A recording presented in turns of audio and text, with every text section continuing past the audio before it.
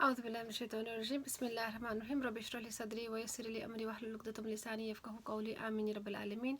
Assalamu alaikum wa rahmatullahi wa barakatuhu. I wanted to share with you, like kind of the growing concern in regards to the children's mental health, which is being adversely affected by the current lockdown and the minimal social interaction that they're having with other children. And this is straight from almost from babies now. We're saying that there is so little interaction from when they're born. Even the fathers aren't even allowed to be there, and then from that onwards, like the fact that where the grandparents would be coming, the uncles and aunts would be coming, the children would be getting, babies would be getting a lot of attention. Now it's just very limited, and then we've got to worry about the mother's health at that stage, and going right through to toddlers where they would have a lot of friends, they would have a lot of interaction through nursery even, and then going on to school age, and then young people throughout. We as adults now, even though we're finding it very stressful, even though we're finding it very tough, we are going to have to kind of take on a little bit more of a measured and response when we are kind of faced with a situation where our children are frustrating us, and they are tiring us and they are exhausting us, because we have to accept the situation is that this is how it is for all of us, and how do we best deal with this so that we are not putting an extra burden on anybody, in the sense that we are snappy, frustrated, and that will affect them because we don't know how to manage our feelings. And essentially this is what it is. And at this point of time, nobody can be really held blameworthy for not being able to manage, because the circumstances are so different. We're in such unprecedented times that we need to accept nobody is really prepared for this situation. Nobody has ever been trained what to do in a pandemic where they can't actually so I have to wear this because the scarf will go, and I don't know what else to do, but I don't want the bling to be there. Nobody is prepared, and nobody has been trained really that this is how you deal with this kind of situation. Now the gravity, the seriousness of this is that unfortunately there's a lot of self-harm that's going on now, and it's the age is getting younger, and we really are going to have to talk about it, look out for the warning signs. If we don't talk about it, we don't know what we're looking out for. We don't know about the dangers, and what are the things that we should be careful of if our child is showing those. Also, we need to be aware of is what are the pressures that we might be adding to a circumstance where a child might be very quiet. Somebody very loudmouth will kind of express what they're feeling, but somebody very quiet by nature, they won't express what they're feeling. So we need to be kind of more aware of their needs, and understand that they might be going through a lot of things and not letting us know how they're feeling. So how can we make that time to speak to them, to break down the barriers for them?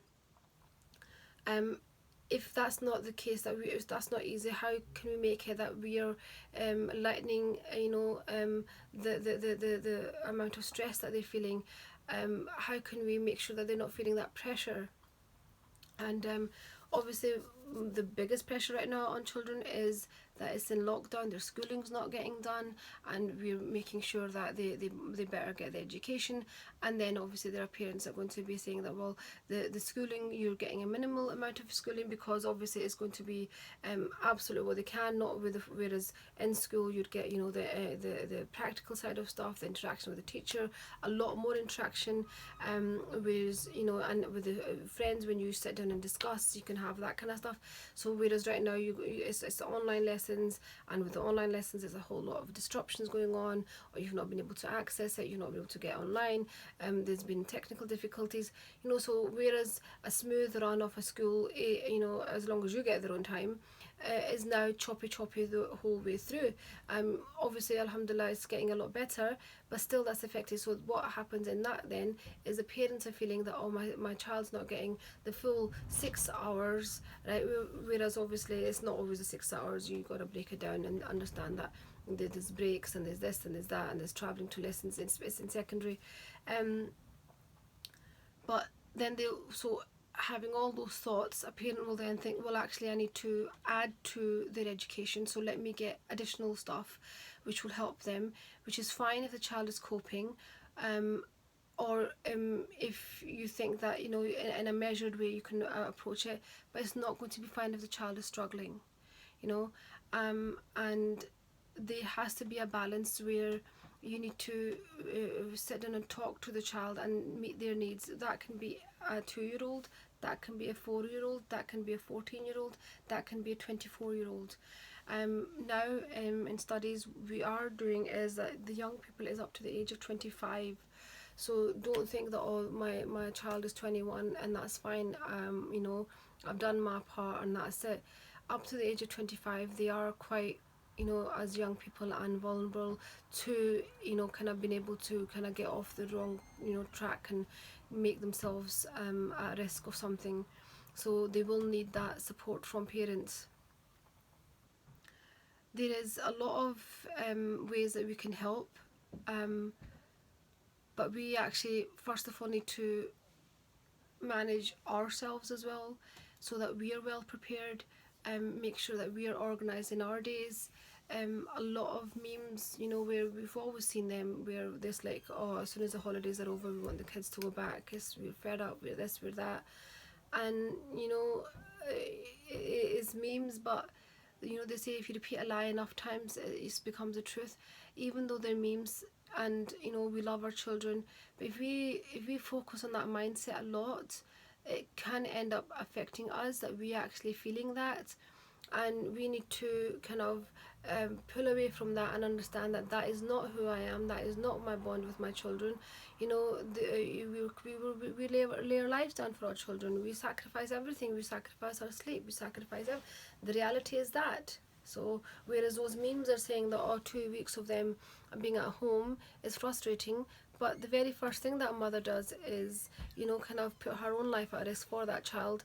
And we need to vocalize those feelings more than vocalizing the fact that these silly few memes which are undermining parenthood, and undermining the bond between parent and children, because those then you start thinking that those are the majority of mindset, whereas it's not. It can be a 2-minute second laughter, but it's not, you know. Having that time, having that closeness, we can, if we want to, we can think of it as a blessing.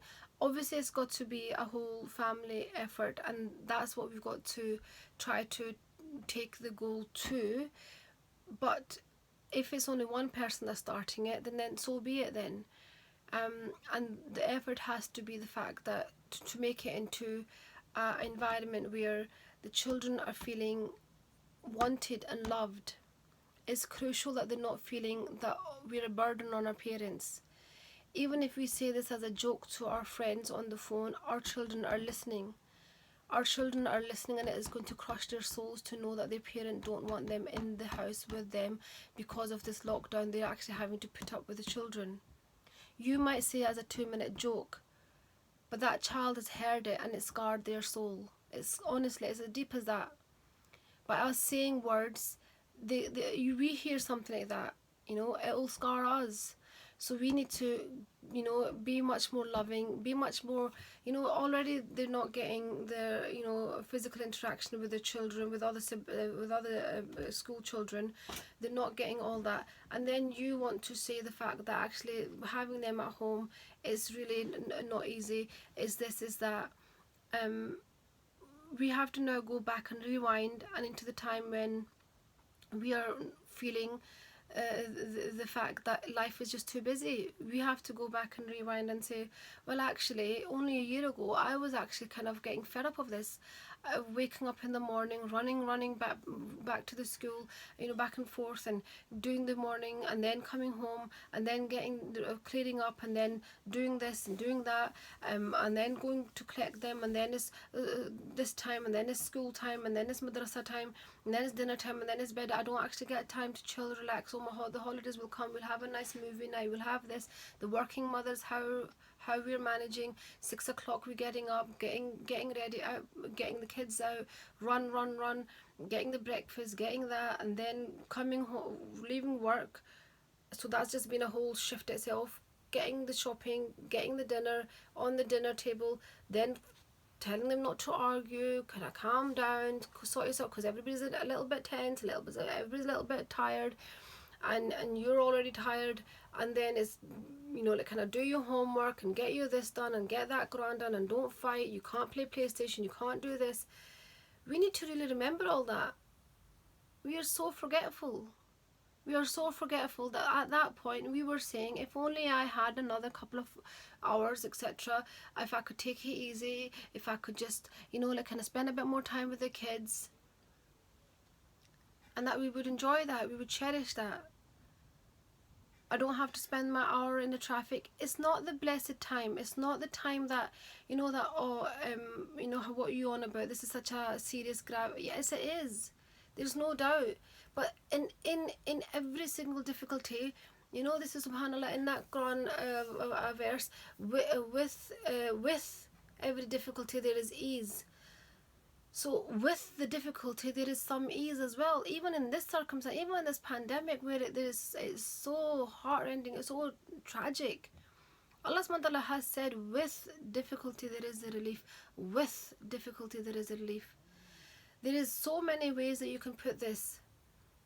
What has happened has happened. We need to now not focus on the fact that, one thing that we have to understand is, if we are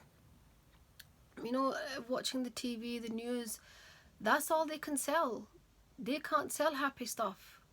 They can't, and then if you're tuning into that and then letting that mold your brain, which obviously we know that's the way the world works, because half of the hate on this earth is because of the media's propaganda. Half of the stress, and I would say even more than half of the stress that the world is enduring now, is because of the media, the way they are just drumming the fact that, so rather than giving advice, so how many journalists are there? How much information is out there? You and me together, we can come up with the information that we've got from this, from that herbal, from that, and come up with a plan that is actually going to be helpful. Vitamin D, right? So something as simple as vitamin D supplement. How many health professionals are there that have this information? How many journalists are going out and making articles upon articles that this is the stuff you need to have to give you well-being, to give you good health, to give you this? From the morning to evening, you go and put TV on, all you're going to get. I do not watch the news. The minute I watch the news, I'm just kind of, my blood pressure, I have low blood pressure, my blood pressure is probably going to hit sky high. All they do is, that is their job, that is the way they're going to get their money, that is the way they're going to get the ratings. And we allow that to influence us, and we allow the fact that their mindset is going to help tell us how we dictate our life. Of course they're going to say be this, and of course they're going to say that. That's the only way that they can sell their news. It has to be this negative, or it has to be that negative, it has to be this negative. Who's going to go to them for positive? I don't know why they've come up with that. I'm sure people would watch it if it was positive news as well. But for some reason it's negativity that comes up. Maybe they have a point. Maybe they have a point. If there's something good about someone, they say that if there's something good about someone, people won't say that. But if there's something bad about someone, they will say that. So maybe that's probably the mindset that it goes by. The fact that bad news is something more juicier on the lips to talk about. And this is why they just rather, and they apply it on every sense. But we have to take responsibility, the fact that what do we expose our household to? We're not going to have the news on constantly. What do we want to know? We know we're in a pandemic. We know this is a situation. What do? We do the research. Okay, how can we protect ourselves? What is this virus linked to? It's linked to pneumonia. What is pneumonia? Pneumonia is not something new. What are the precautions that we know for pneumonia? There's a whole host of things that are done for pneumonia naturally, like on the natural stuff as well. what is the kind of stuff that we can deal with? Is it bacteria? What is the kind of stuff that we can deal with that can help to fight off a bacteria? A virus is a it's a fatty cell. How can we keep the environment clean, degrease, so we get that's like kind of, that's something that I'll post separately anyway, because I won't say it properly here, so you probably just get confused what she's on about. But the thing is that we have to bring in a positive mindset, a positive outlook, a positive environment. Stop letting our children feel that they're a burden on us. Stop letting ourselves feel that what on earth are we going to do. Have more hope. It is very difficult at times, I know I've got mashallah 4 children, and it's not easy. And don't think, oh, what's she on about, she doesn't have a clue, look at her just talking list. Maybe soon, inshallah. I will share, and you will eat your words. Okay. I don't say this because, oh, I've had a long day at work and I thought this, let me share. No, I share it because I've been through a hell of a lot of experiences, and there is this, and if in the long run you're going to help your children get out of tough times, you're going to have that attitude now while they're young. And if they're older, you can still hold on, you can still sort it out. And that is going to be by overdosing in love, overdosing in hugs and kisses, and letting them know that you love them, and overdosing them in they say that is one thing, that is not one thing that you can ever give too much of: love, care, because you have to balance it with the discipline. You have to let them know that my love, my unconditional love, is there. But there is, having said that is there because I'm your mother and you're my child. But you need to understand that is on the basis that I want you to try. You can fail and my unconditional love is there, but I want you to try. If you don't try, you need to understand the fact that then I'm disappointed. My love is still there for you, but I will be disappointed because you're hurting yourself and you're hurting me. And anger is not the way that we show it. Anger is not going to do anything. We have to sort our emotions out as well. That our emotions are not just happy, sad and anger. That's not human layering. That is all that we are. There's so many other emotions that we got to tune into, and let our children know to tune into. We can't just be smiling, happy or angry. We can be upset. We can be frustrated. We can be sad. We can be, astaghfirullah, safeguard us in grieving. And we can be reflective. We can be wanting to just have a bit of space.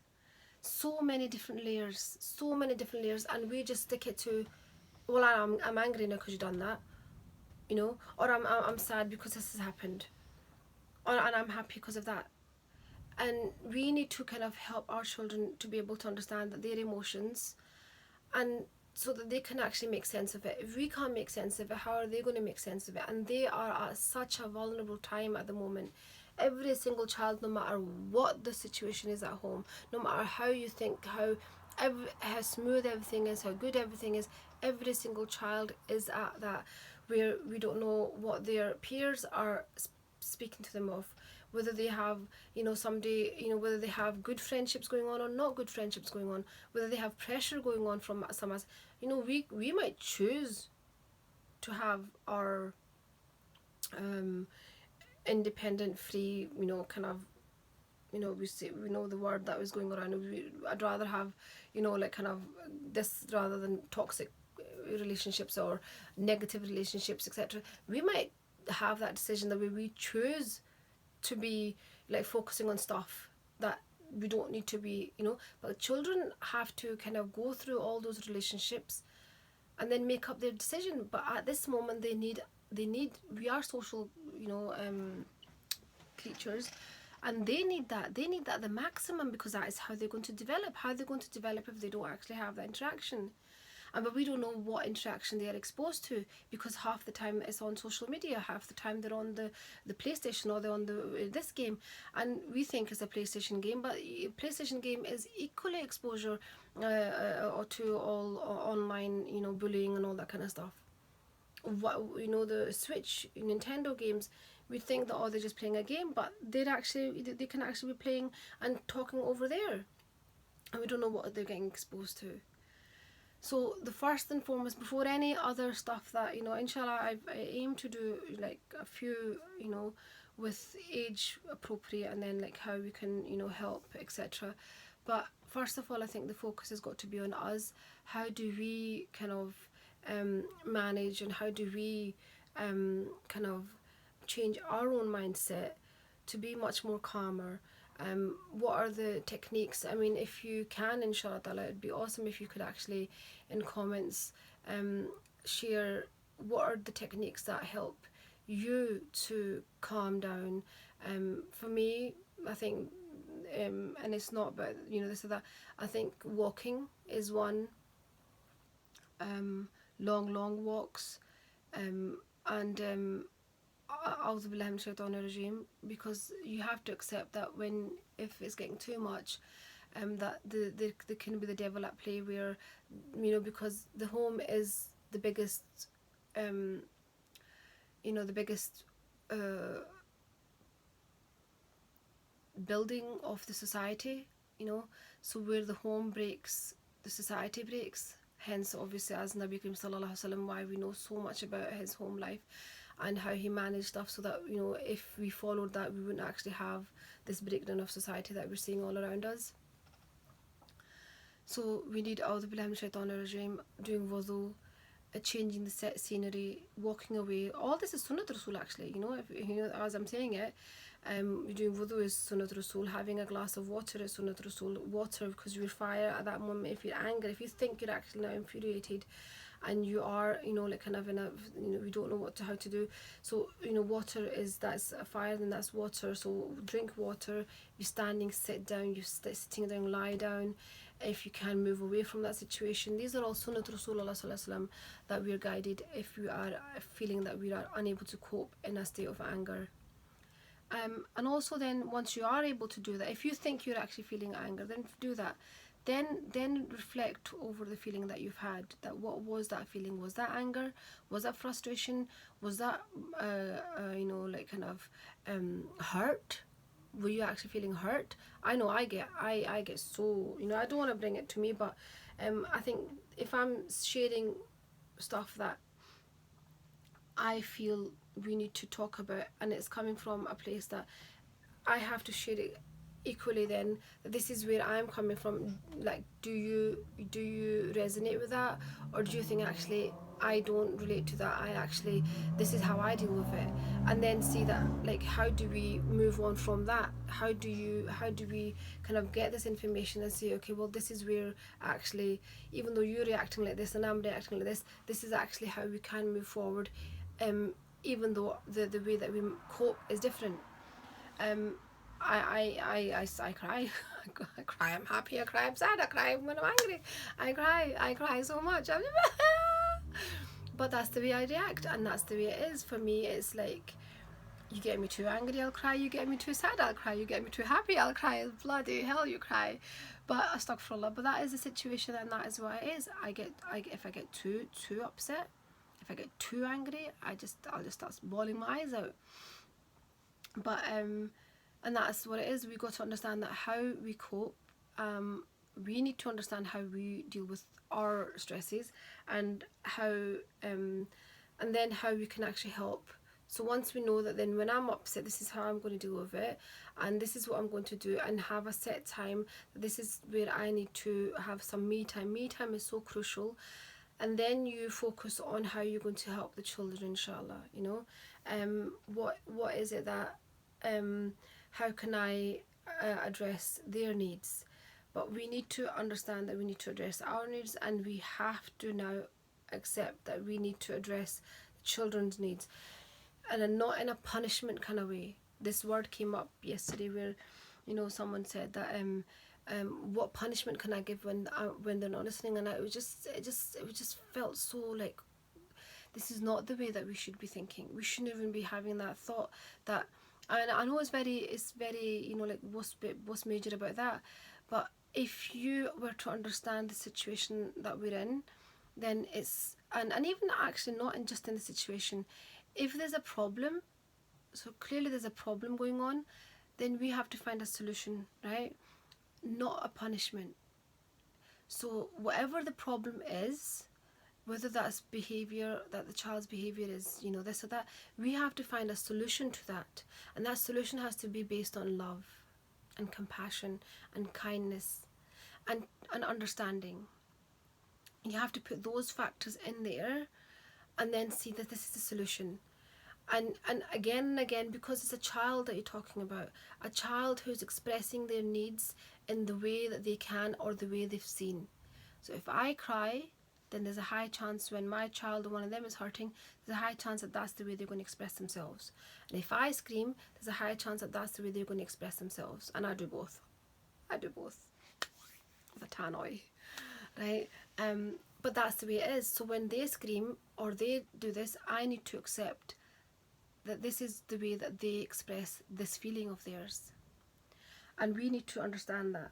And sometimes we don't want to see, I see some parents, alhamdulillah, we need to understand that we can never, I hope this time doesn't get too much, but we can never raise our hands on our kids. We can never, they are our children, they're not a property. They're our children, they're an amana from AllahSubhanaWaTa'ala, and AllahSubhanaWaTa'ala is going to question us about them. We are answerable. Every single word we say to them, we are answerable. Remember, every single time you speak to them, that conversation could be replayed, should the need be. And I don't know if it's every single conversation that's going to be replayed, because every single thing that is going to be, could be replayed on the Day of Judgment. So just bear that in the forefront of your mind, that this is my child, this is not my property, this is not like this is my water bottle and I can do the hell I want with it. If it's not listening, if it's not opening, I can chuck it, like that water, just bottle that down, whatever. That is not what a child is. A child is an amana from AllahSubhanaHu Wa a trust, and we have to give the best of our ability to that. And if we don't, then we are going to be held questionable. We are going to be held accountable. We are going to be, and the punishment for that is going to be severe if we are negligent in our duty to our children. No matter what we say, no matter what we do, we are. And the thing is, no matter how careless we are, if when they hurt tomorrow, we're going to hurt. So if you think, it's fine, whatever, it doesn't matter, that doesn't matter. It's going to come and slap you on your face then. I'm sorry for the very cruel part, but this is where I feel a bit, that you gotta pull your socks up, and you gotta make sure the fact that you are doing your level best, and you making sure that you're giving the love and attention that they deserve, and not the fact that they're my thing, I can do whatever I want, I can give them attention, I don't have to give them attention, it doesn't matter, I can punish them if they're not listening to me. No, who are we to punish? No. Who are we to punish? No. If you can't do it with love, then figure out what's wrong with you then. Where's your tuning gone so off that you can't actually give a solution with love and tenderness and caring? Why is that? Then you go back to the drawing board, go back to your room, or go back, get a jar or get a book, sit down and write down where is it that you lost track, that if you're upset, or if somebody, then how do I respond to my child with this? Our children, in a sense, they are a product of us. So whether it was our deliberate effort or whether it was just it just so happened that what they're doing, what their behavior, what they are, is because what they saw from us. Now, if we as adults had so many arguments and they picked that up, that's not their fault, and you have to bear that in mind when they play up. If I saw smacking as a norm, and then I accepted that because I saw smacking as a norm, I rejected that. I saw smacking as a norm and I accepted that, and I showed my children that, and I slapped them. Now they're playing up and they're slapping each other, and then I'm saying, why are you slapping each other? There's no way that child's going to slap without seeing somebody slapping them. There's no way a child's going to slap anybody. So any parent tells me that my kid's slapping, whether they admit it or not, I know that they're slapping their kids. And I'm like, you can't slap your kids. And then they say, yeah, we slap our kids, but what can we do? You can't slap your child, full stop. They're not your property to slap. You can give them love, you can give them attention, you can give them all this, give them all that. But remember, if you do slap, then that's going to come back to you anyway. You're going to have to deal with that. You're going to have to deal with the fact that when they slap, when they want to, they can slap you. You might not be bothered, but they might slap the younger one, and then you will be bothered. Because they might slap, and you might think, oh, I'll slap a measured slap. I'll go tuk, or I'll go tuk. And they just might pick up something and whack it. And that's when you'll take offense. So anyways, we just got to focus on our, first of all, like how we are dealing with them, and kind of make sure that just make sure that we are going easy on them, really easy on them, and then from that you build up, so that it's a way that is that you're not going so easy that they're walking all over you, but you're going easy in the fact that you're actually both walking alongside and able to understand what the requirements are and respect each other, and kind of get the positive outcomes that you want to, in a way that's not kind of frustrating and like kind of having a negative environment at all times, inshallah ta'ala. And I'll leave it at that. It's very, very long. I hope that I'm able to pop this on, inshallah ta'ala. And inshallah ta'ala, until next time. Let's get this crown down. We are all crowns. And get my natural white glistening crown, inshallah ta'ala. Anyway, if I've said something that's upset, like ho sakta hai, I've said something that's like, how dare you women, how dare you insult us. I'm not insulting you, I'm just telling you, because you know what, I've actually obviously I am going through parenting, alhamdulillah. I was granting good health, and inshallah ta'ala, and it is something that sometimes I believe that we've got to say things as it is if it's going to make an impact. Sugarcoating is never going to work, because you sugarcoat it, then it's not going to have the effect that it needs to be having effect, or it's not going to be as, maybe some aspects do need sugarcoating, but not this. We need to be focusing on how we can actually help our children right now. Self-harm is really high up there. Attempted suicides is really high up there, and the age is getting lower and lower, and it's getting worrying. And it's better that we are actually, told in a rude way than we're told in a regretful way. Astaghfirullah, Allah safeguard our children. May Allah subhanahu guide them and protect them, and inshallah ta'ala, Allah subhanahu grant them long healthy lives, and inshallah Allah subhanahu make them of the salihin, and make them of those who are the righteous, inshallah ta'ala. May Allah subhanahu make them be good examples of Islam, inshallah ta'ala. We that is what we have to make dua for, and but we're going to have to put the effort in as well. We can't just say that I'm going to sit and make a dua for them and that's it. Other than that, I'm just going to forget all about whatever needs they have, whatever. We do need to do that, inshallah ta'ala. And inshallah ta'ala, until next time, assalamu alaikum wa rahmatullahi wa barakatuh.